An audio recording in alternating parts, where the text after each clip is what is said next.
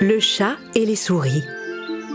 Il était une fois, dans une petite ville, un vieux couple qui vivait avec un chat nommé Milo.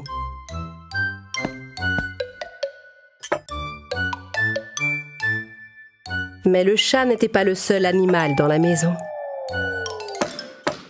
Une famille de souris y vivait également, dans un petit trou du mur. Chaque jour, les souris traversaient la maison pour chercher de la nourriture, en prenant garde de ne pas se faire attraper. Attrape! C'est bon, je l'ai! Attention, Milo arrive derrière toi! Chaque fois que les souris sortaient de leur abri, Milo en profitait pour leur faire la chasse. Ah, tout le monde est là. Ranko? Je suis là, maman! Bien, ma petite princesse est là aussi? Oui, maman, je suis là. Bien, alors on peut manger. Venez les enfants. Tandis que la famille souris prenait son repas, Milo surveillait attentivement l'entrée de leur abri. « Les enfants, tenez-vous tranquilles et mangez votre repas. » Mais à cet instant, le vilain chat glissa sa patte dans le trou du mur. Toute la famille souris dut s'enfuir en courant, prise de panique. La grosse patte du chat réussit à attraper Princesse par la queue. Au secours! Aidez-moi, j'ai la queue coincée! Au moment où Milo allait s'emparer de Princesse, son frère Ponko la délivra. Frustré de ne pas avoir eu ce qu'il voulait, le vilain chat grogna et alla se coucher.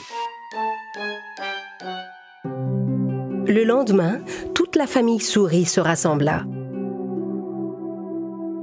Nous avons beau être prudents, Milo se déplace toujours si discrètement qu'on ne peut jamais prévoir quand et où il essaiera de nous attraper.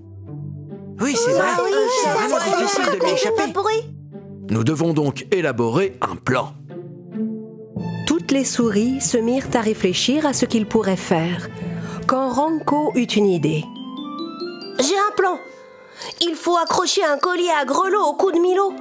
Comme ça, quand il s'approchera, on entendra le grelot tinter et on pourra tous aller se cacher. Oh, c'est sûr que ça serait bien. C'est ça qu'il faut faire. Oui, c'est vrai que ce serait une bonne idée, Ranko. Mais qui se sent capable d'aller accrocher un collier à grelots autour du cou d'un chat? Pas moi en tout cas. Je pourrais jamais faire ça. Ne vous en faites pas, je vais m'en occuper. Ranko, mais c'est beaucoup trop dangereux. Je sais comment faire. Le soir même, Papa Souris guetta Milo, qui faisait encore un vilain tour.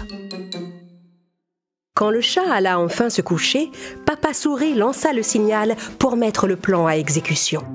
D'abord, 2 souris allèrent fermer le couvercle de la marmite qui mijotait pour que la bonne odeur de nourriture ne réveille pas Milo. Puis 2 autres souris bouchèrent les oreilles du chat avec des petites éponges pour qu'il n'entende pas le grelot tinter. Puis toutes les souris firent une chaîne pour aider Ranko à descendre doucement vers la tête de Milo. Ranko glissa précautionneusement le collier avec le grelot autour du cou du chat, sans que Milo s'aperçoive de rien. Une fois leur plan accompli, les souris retournèrent le plus vite possible dans leur abri. À partir de ce jour, chaque fois que le vilain chat décidait de se mettre en chasse, toutes les souris étaient averties par le tintement du grelot et pouvaient tranquillement aller se cacher. C'était vraiment une bonne idée.